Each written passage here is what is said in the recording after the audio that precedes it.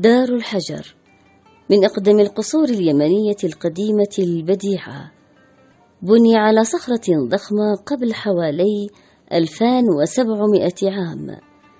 يعد مقصدا سياحيا هاما في اليمن، ويقال: من لم يزر دار الحجر فكأنه لم يزر اليمن أبدا. يتواجد قصر دار الحجر في مدينة صنعاء باليمن. عندما تراه للمرة الأولى يبدو وكأنه منحوت من الصخرة التي يجلس عليها.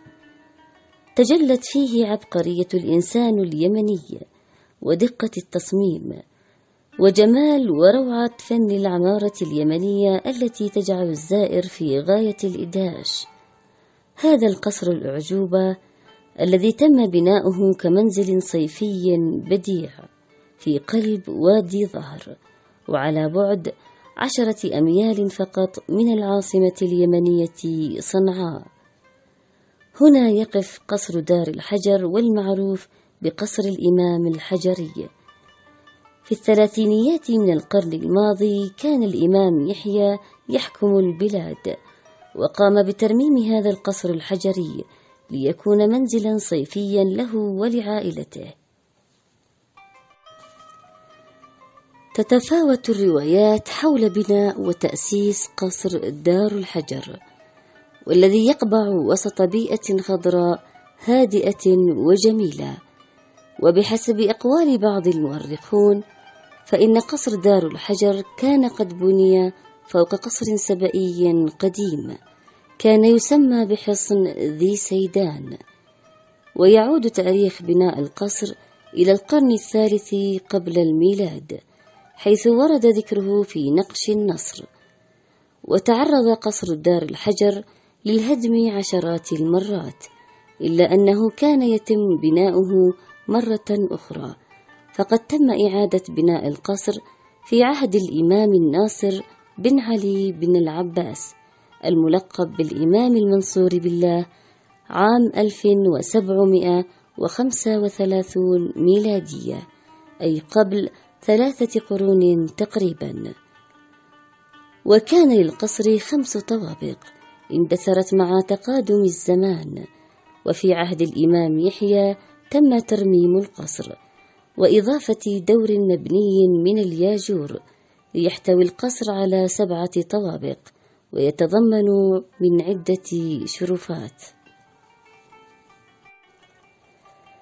إضافة إلى مصدر ماء خاص به من بئر مخروطية عميقة بداخل القصر بطول 180 مترا، كانت تؤمن احتياجات القصر من الماء. وقد شقت هذه البئر المكونة من قناتين في قلب الصخرة إلى باطن الأرض. واعتبره الإمام يحيى كمقر للصيد وقضاء وقت راحته في الصيف. ما يميز دار الحجر عن بقية القلاع والحصون اليمنية أنه بني فوق صخرة بالهندسة المعمارية اليمنية التقليدية بطريقة ذكية ومحصنة ضد الأعداء، ومبني على الفصول 4 للسنة. ويتضمن ممرات سرية وثلاجة طبيعية مصممة على الرياح. وتوجد به 3 طرق مبنية فوق الصخرة: طريق خاص للنساء، وطريق خاص للرجال، وطريق خاص بخدم القصر والشغالات. وعلى بوابة القصر شجرة تسمى التالوقة، وهي شجرة معمرة يعود تاريخها إلى ما قبل 700 عام تقريبا. الدار في الداخل يتكون من جناح خاص بالاستقبال بالدور الأول، وصالة واسعة وعدد من الغرف الملحقة.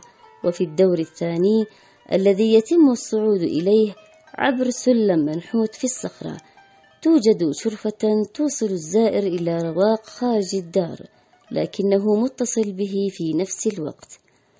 هذا الرواق منحوت على الصخرة، ويوجد في جانبه الغربي كهوف عثر في أحدهما في عهد ليس ببعيد على مومياء محنطة، وكانت تستخدم قبل الميلاد ب3000 سنة كمدافن للموتى الذين كان يتم تحنيطهم بها في ذلك الوقت. ويتكون الدور الثالث من جناح كان مخصصا لوالدة الإمام، بالإضافة إلى عدة غرف أخرى. وينقسم الدور الرابع إلى جناح خاص بولي العهد، وهي غرفة مربعة ولها نوافذ بديعة، وفي نفس الغرفة خزنة كبيرة مرتفعة يمكن الوصول إليها عبر سلم خاص. أما القسم الآخر المبني على الصخرة فقد خصص للجواري والخدم والشغالة. وفي نفس الطابق توجد مطاحن الحبوب الحجرية والتي تسمى بالرحى، ومخزن كانت تخزن فيه احتياجات القصر من الحبوب. كما توجد أيضا شرفة المصبانة، وهي الجزء المخصص لغسل الملابس، يحتوي على صخور بركانية تنشر الملابس عليها والتي تجف بوقت سريع وقياسي.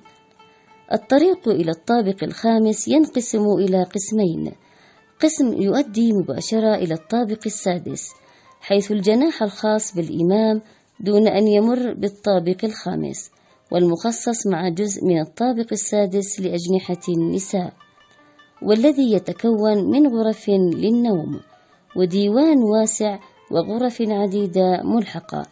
نوافذه عبارة عن مشرفيات لا تسمح بالرؤية من الخارج إلى الداخل. أما الطابق السابع فيتكون من مجلس واسع ومطبخ علوي وملحقات عديدة، وشرفة واسعة ومكشوفة مسيجة بأشكال بيضاوية، ومنها ما هو مخصص لإطلالة النساء. ويوجد في زاوية الشرفة مكان مخصص للحمام الزاجل، والذي كان يستخدم في المراسلات. كما يوجد حول القصر عدة نوبات للحراسة، ويوجد عدد من الفتحات الصغيرة لا تسمح سوى بمرور البندقية، كانت تستخدم لقنص العدو.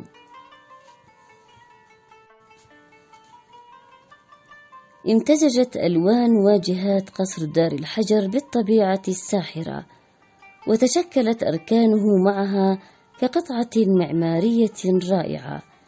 يعد قصر دار الحجر رمزا من رموز فن العمارة اليمنية التقليدية، والذي يتميز بنوافذه ذات النقوش الملونة والزخارف الزجاجية البارزة، ولونه الترابي الذي تتدرج ألوانه مع ألوان طبيعة المكان.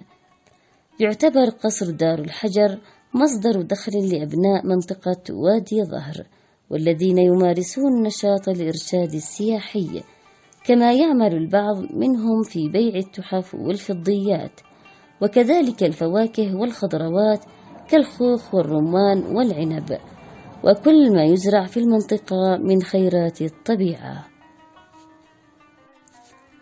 لقد كان دار الحجر يستقبل السياح بأفواج كبيرة من كل مكان، ولا يزال اليمنيون يقيمون مناسباتهم وأفراحهم فيه، بالرغم من أن السياحة إلى هذه المنطقة أصبحت محدودة، إلا أن قصر دار الحجر أصبح وجهة هامة في اليمن ومقصدا للسياحة من قبل أبناء المنطقة، الذين يجيدون الرقصات الشعبية على إيقاعات الطبول، والتي يزداد تسارع قرع الطبول فيها، تعبيرا عن حالات تصاعد الصراع في الحروب وإحلال السلام في حالة تناقصها.